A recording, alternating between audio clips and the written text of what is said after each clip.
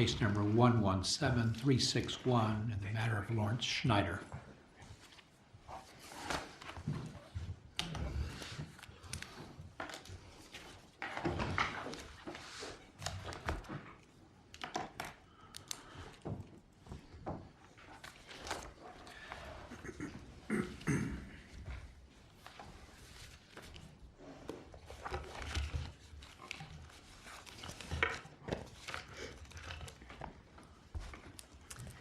Good morning. Penny Moylan appears on behalf of the Disciplinary Administrator's Office. Chief Justice Nuss, I would request 2 minutes rebuttal. 2 minutes is granted. This case is also uncontested, is an original case in discipline for this court. Mr. Schneider, the respondent, is a solo practitioner who practices almost predominantly bankruptcy. The complaint came to our office from Judge Carlin, who is the bankruptcy judge here in Topeka. She had some concerns about Mr. Schneider's practice, specifically as they related to something called the Earned Income Tax Credit, or the Earned Income Credit. And apparently in 2012, I'm no expert in bankruptcy, but this is my understanding of it. In 2012, the Kansas legislature passed a statute that basically gave debtors in bankruptcy the right to declare their Earned Income Credit as exempt from the bankruptcy matter. So at that point in time, most bankruptcy attorneys on their Schedule C were putting the Earned Income Credit as something that was exempt from bankruptcy.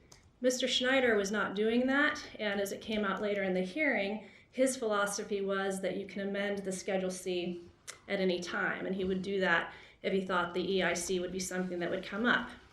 The problem that arose, was in one case involving a client named Mr. Cook. And in that particular case, what happened was the bankruptcy was filed, the EIC was not put on the Schedule C, and as a result, the trustee moved to have his income tax refund seized as part of the bankruptcy. Mr. Schneider did not respond to the trustee's motion.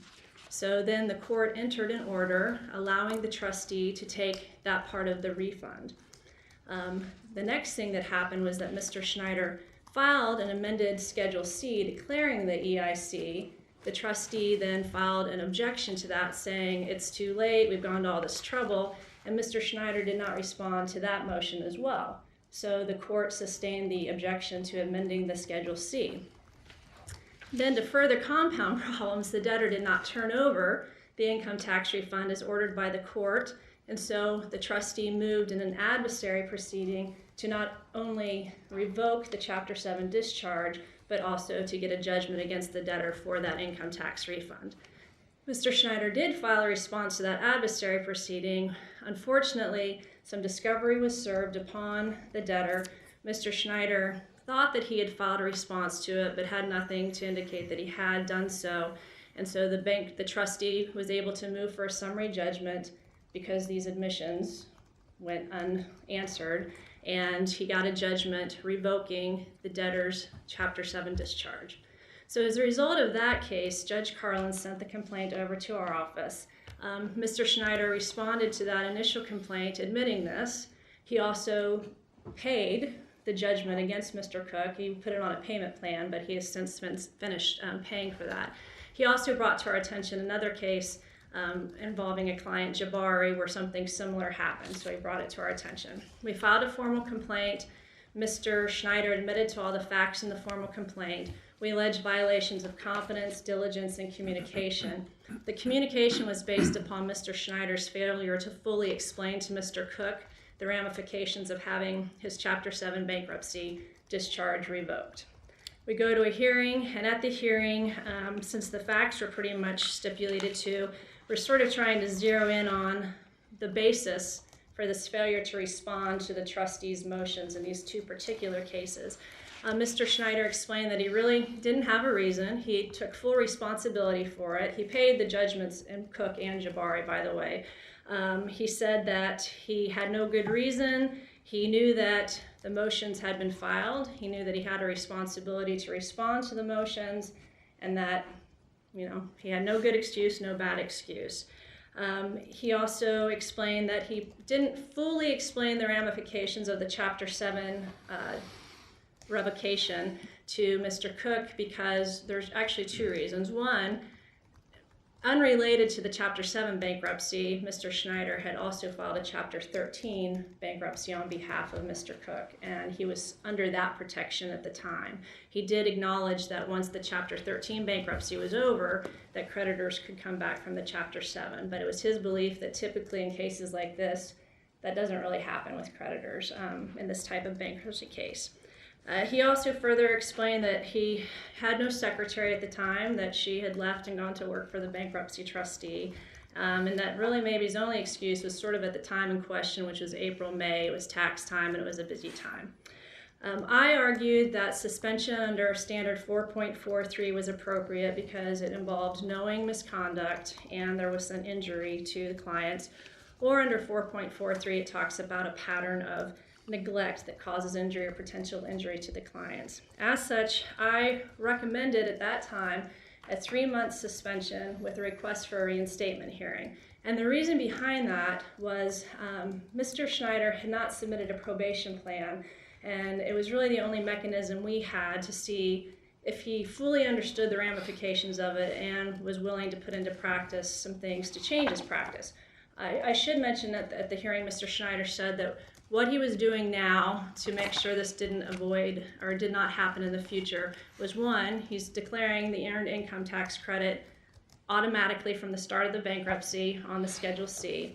The second thing he was doing is whenever he gets a motion from the trustee, he calendars it with putting out the 21 days that he needs to respond to it. The hearing panel issued its report, found a violation of diligence. It also found a violation of communication with respect to not fully advising Mr. Cook of the ramifications of having the Chapter 7 bankruptcy discharged. They found just a couple of aggravating factors, which was a pattern of misconduct and substantial experience in the law. There are multiple mitigating factors weighing in Mr. Schneider's favor. There's no previous discipline, which is impressive with 40 years of practice. An absence of a dishonest or selfish motive. Of course, Mr. Schneider fully paid back the money that was levied against his clients. He showed remorse and he had good character, and he also cooperated fully in the disciplinary process. The panel recommended a discipline of published censure. At this time, with Mr. Schneider's permission and stipulation, I wanted to share that after the panel report came out, I contacted Judge Carlin, and I told her of their recommendation of discipline, and I asked her if she had voiced any or seen any other concerns with Mr. Schneider's practice, and she stated that she had not.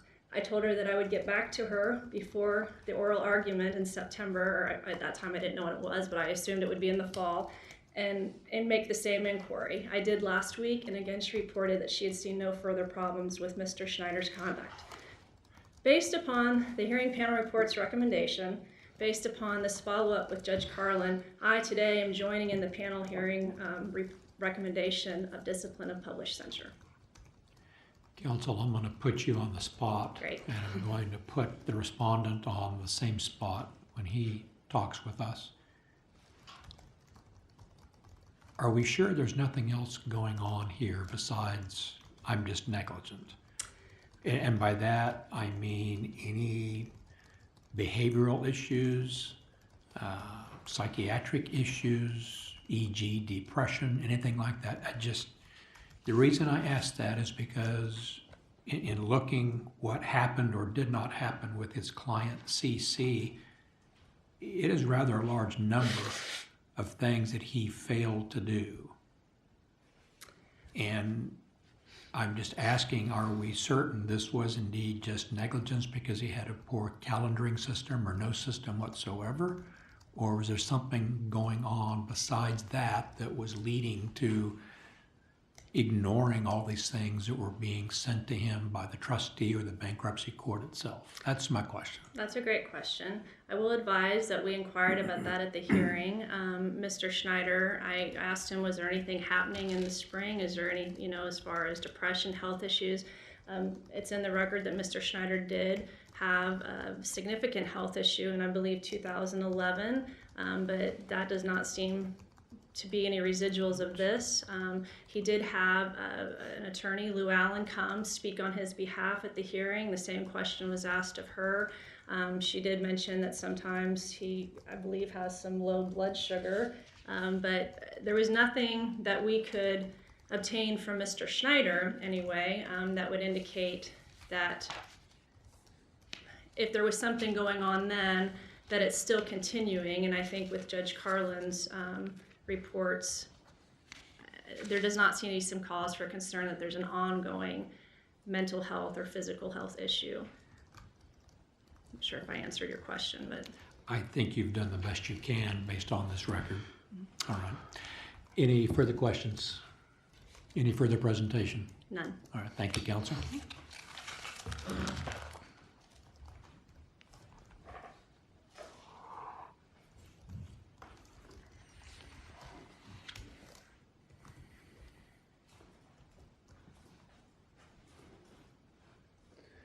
Good morning, ladies and gentlemen.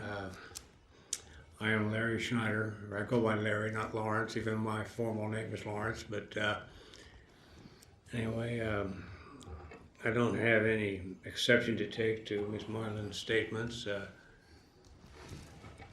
because I have admitted all along where I have failed in these situations, and of course, am mortified to find myself in this position after almost 40 years of practice. But when these problems came up, which I think was in 2013 or 14, it was a fairly busy time, and I'd have to say my calendaring system was not as good as it should have been. I have since improved it so that I keep a sharp eye on motions to which I have to respond. They come up in bankruptcy all the time. Chapter 13 trustees always filing motions to dismiss. And so, you got to respond or the case gets thrown out. I have corrected the problems that arose in my practice. Now, Mr. Chief Justice, you asked something about whether I have any problems other than carelessness. I don't believe I have any emotional problems. I haven't been really depressed since I was a teenager. When one spends almost one's entire time depressed. I have a fairly easygoing attitude toward the world and my present situation. And as far as physical problems, I had a stroke about 8 years ago, which is still a problem because I can't use my left side very well, but it doesn't, I have to type with one hand, but I can still work. It didn't affect me mentally as far as I know. And I have diabetes since 1998. That's manageable, it's under control. So I can't blame any sort of mental or physical problem for these failures to properly take care of business. Well, of course, what you're asking us to do, and the Deputy Disciplinary Administrator is asking the same thing, is that we issue a censure that's published, and you're free to go back to your law office and continue practicing law. And we just want to make sure, as you can appreciate, that we're not going to have a repetition of any of these issues. But at least for that one period of time on that one case, it was quite a string of things that you failed to do. And we just want to make sure that your clients and the public is protected. So it sounds like, to me, you're assuring us that it's no longer going to be a problem. Is that right? That's correct. That one case, Mr. Cook, that one bothers me most of all because Mr. Cook did nothing to warrant any sort of sanction or punishment at all. His conduct as a bankruptcy debtor was, I won't say it was angelic, but it was as good as the law expects. And the fact that I was unable to prevent what happened, is deeply troubling to me even at this time. Because, instead of getting a discharge, the goal of a bankruptcy filing, he got the equivalent of a death penalty in bankruptcy and denial of discharge. So, that, certainly is troubling to me even at this day. And looking back on it, I can see so many things I should have done to try to prevent that didn't get done in a timely manner. And, excuse me, as I recall from the record, you are a sole practitioner, is that correct? That's correct, Judge. Is there anybody assisting you in your calendaring and keeping better track of what's going on? Not at the present time. At the present time, although I'm not actively planning to retire, I'm kind of headed that way because business is drying up and there's so little business now, it's not difficult to keep track of what's going on. So I cannot imagine there'd be any sort of repetition of the events that brought about this complaint. All right, thank you. Any further questions? Do you have any further presentation for us? No, I don't think so, Mr. Chief Justice. All right, thank you, sir. Thank you. You reserve 2 minutes for rebuttal. I have no further argument unless the court has some questions. I see none. Thank you, counsel. Thank you. We thank both counsel for your presentation this morning. Court will take this matter under advisement. That